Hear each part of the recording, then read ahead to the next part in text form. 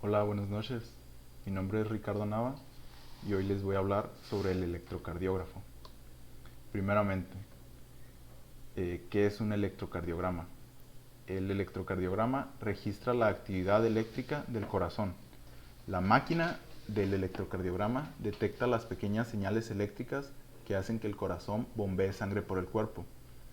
Entonces, un electrocardiógrafo es un aparato electrónico que capta, registra y amplía la actividad eléctrica del corazón a través de electrodos colocados en las cuatro extremidades y en 6 posiciones precordiales.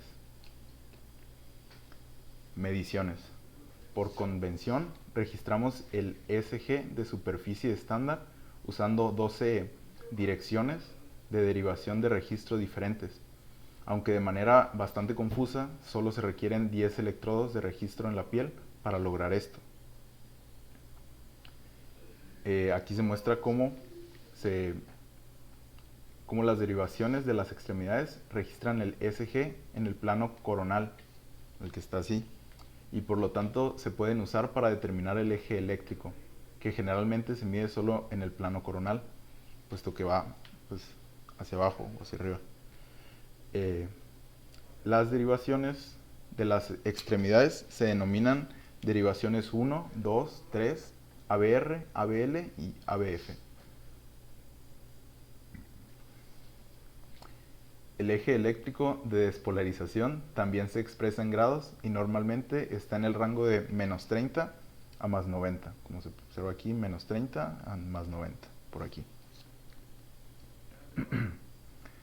Las derivaciones torácicas registran el ECG en el plano transversal u horizontal y se denominan B1, B2, B3, B4, B5 y B6, como se observa aquí en estos diagramas y aquí pues donde están posicionadas exactamente en el tórax.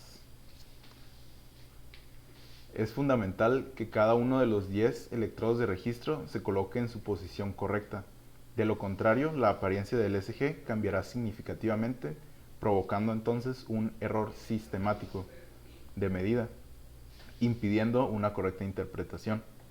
Aquí en este gráfico pues podemos ver cómo los 4 electrodos de las extremidades se convierten en 6 direcciones de derivación. Aquí pues vemos cómo se hace el electrodo del brazo derecho. A veces actúa como negativo, a veces como electrodo positivo, como polo positivo, a veces como negativo. El del brazo izquierdo, aquí está el de la pierna izquierda y el de la pierna derecha, cómo actúan para medir todas estas 6 direcciones.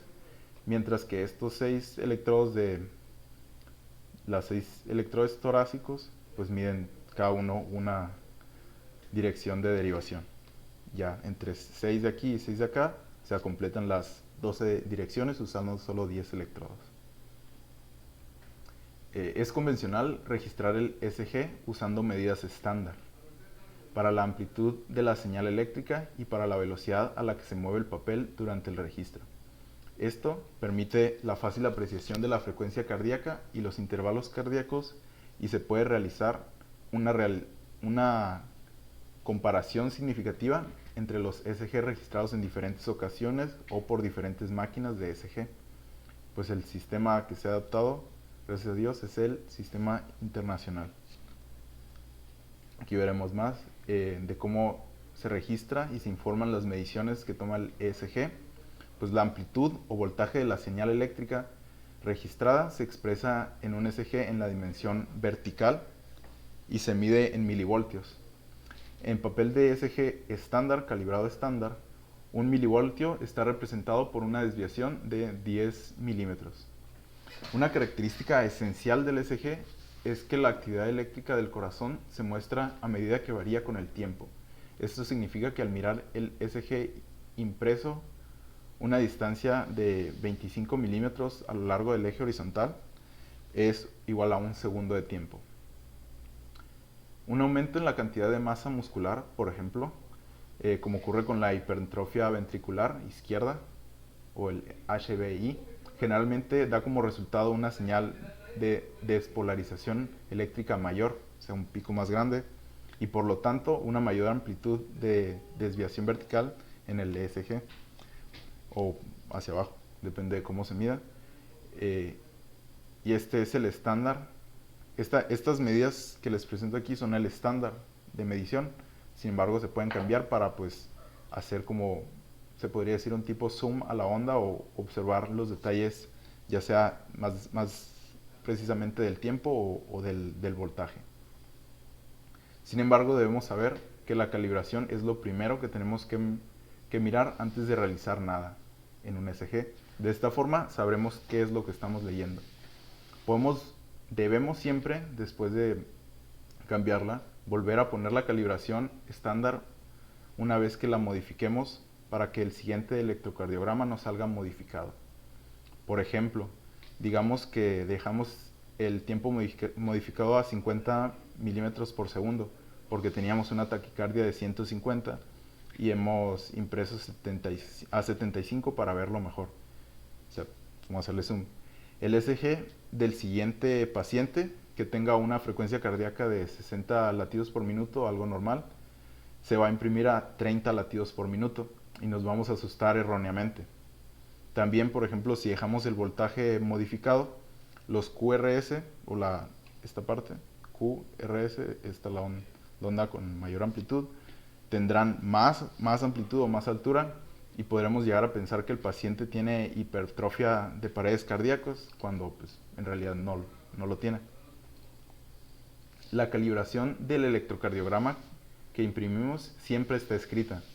En este ECG podemos verlo en un recuadro en azul. Primero aparece la velocidad a la que imprime y luego el voltaje en el eje vertical. La velocidad está en el eje horizontal, como ya les dije, y el voltaje en el vertical. Además, vemos en el rectángulo rojo el símbolo que también nos confirma la calibración, que siempre está al final de todos los ECG, este cuadradito. El papel del ECG está marcado con una cuadrícula de cuadrados pequeños y grandes. Cada cuadrado pequeño representa 40 milisegundos de tiempo a lo largo del eje horizontal y cada cuadrado más grande contiene 5 cuadrados pequeños, lo que hace que cada cuadrado grande represente 200 milisegundos o 0.20 segundos. Pues, está práctico. El análisis de los datos. Pues para analizar un electrocardiograma debemos saber que la onda P representa la despolarización de las aurículas. Como ven, aquí está en rosita. El complejo QRS representa la despolarización de los ventrículos, o sea, de esto. Las aurículas son las de arriba, los ventrículos los de abajo. Aunque pues, sí, pues sabemos que la estructura que se despolariza durante el ritmo sinusal primero es la aurícula derecha y luego ya lo sigue la izquierda, pero pues los dos se ven en la onda P. Después, ya que se despolarizan estas, se ven en la QRS. Después la onda T representa la repolarización de los ventrículos, estos. Y a veces y la onda U, que a veces aparece, a veces no. Está morada, puede indicar una frecuencia cardíaca baja. Ahora, el tamaño de la deflexión en el trazado del ECG siempre corresponde a la magnitud o tamaño del dipolo en la dirección del electrodo, siendo que pues estas señales no son señales, las señales del corazón no son señales eléctricas per se, son más cambios, pues son depolarizaciones u ondas de depolarización o despolarización de las células, que por ejemplo una célula normal en su estado natural siempre está un poco más negativa que su ambiente, pero cuando le llega una onda de despolarización se vuelve positiva unos momentos y eso es lo que medimos, cómo se va transfiriendo esta onda positiva. Lo medimos pues afuera porque afuera se hace más positivo y pues depende también de cómo pongamos los electrodos. Si ponemos los electrodos al revés de cómo viene la onda, si la onda viene para acá y los ponemos pues, como en este arreglo, vamos a ver una deflexión negativa. Si los ponemos así, pues vamos a ver una deflexión positiva. Sin embargo, estos dos son ideales. Nunca vamos a poder poner los electrodos electrodos exactamente por cómo viene pues el vector dipolo.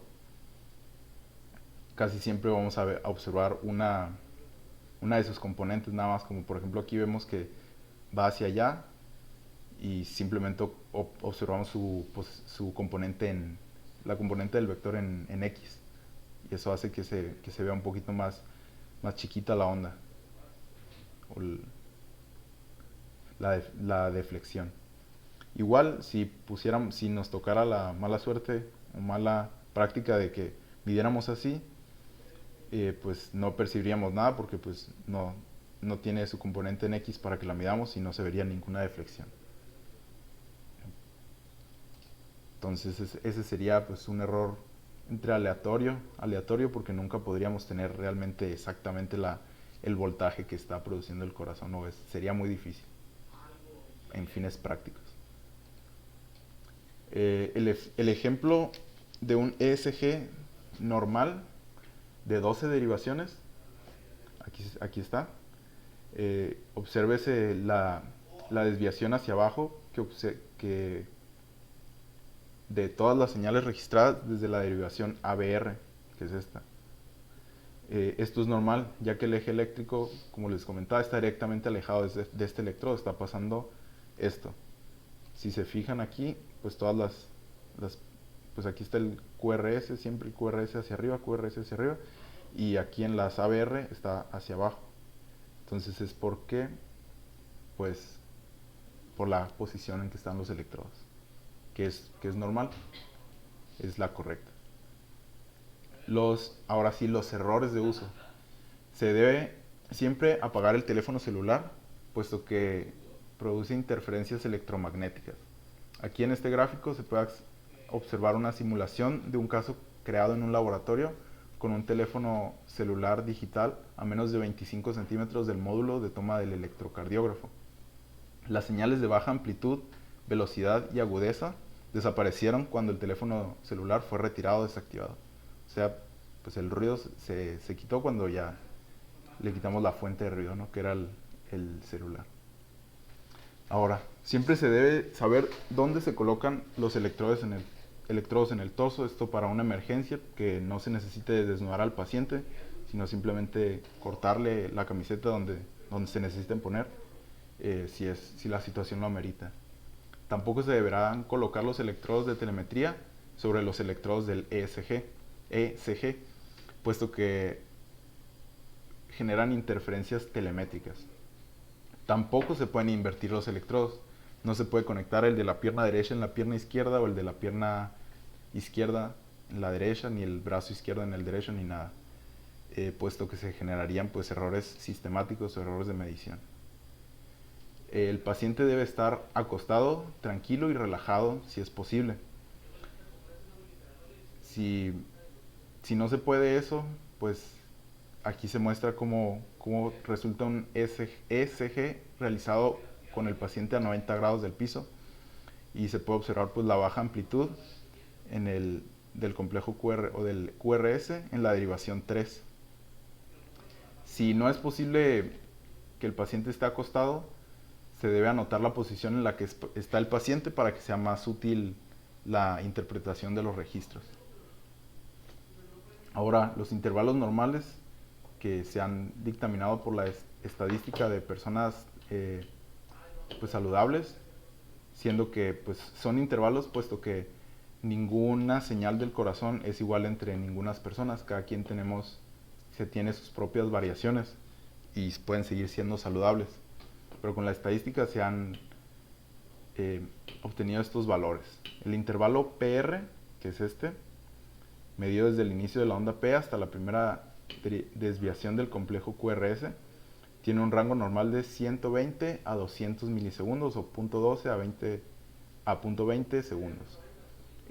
Lo observaríamos como 3 a 5 cuadrados pequeños en el papel del ECG, o pues un cuadrado o un poquito menos de un cuadrado grande. La duración del QRS, amarillo, es muy poca, hasta el final de este pedazo. El rango normal anda entre los 120 milisegundos, o sea 3 cuadrados pequeños en el papel del ECG.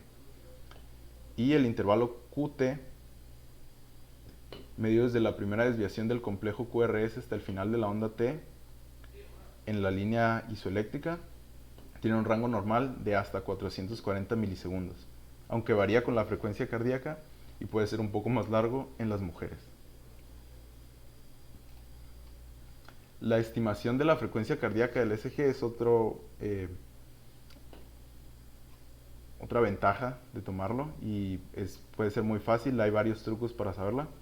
Uno de ellos es sabiendo que cada segundo de tiempo está representado por 250 milímetros o 5 cuadrados grandes a lo largo del eje horizontal. Entonces, si el número de cuadrados grandes entre cada complejo QRS es, o sea, entre la primera vez que vemos esto y la segunda vez que vemos el QRS, o sea, contamos desde cada piquito grande, si contamos 5 cuadrados grandes, la frecuencia cardíaca es de 60 latidos por minuto.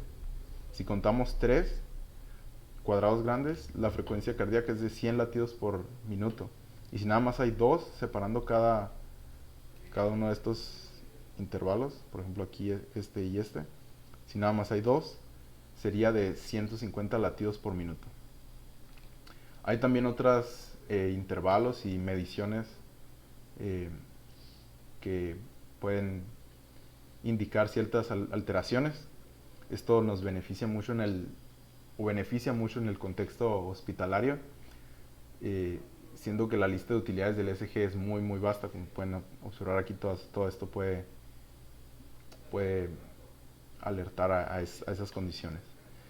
Y es importante considerar las medidas estadísticas para cada criterio.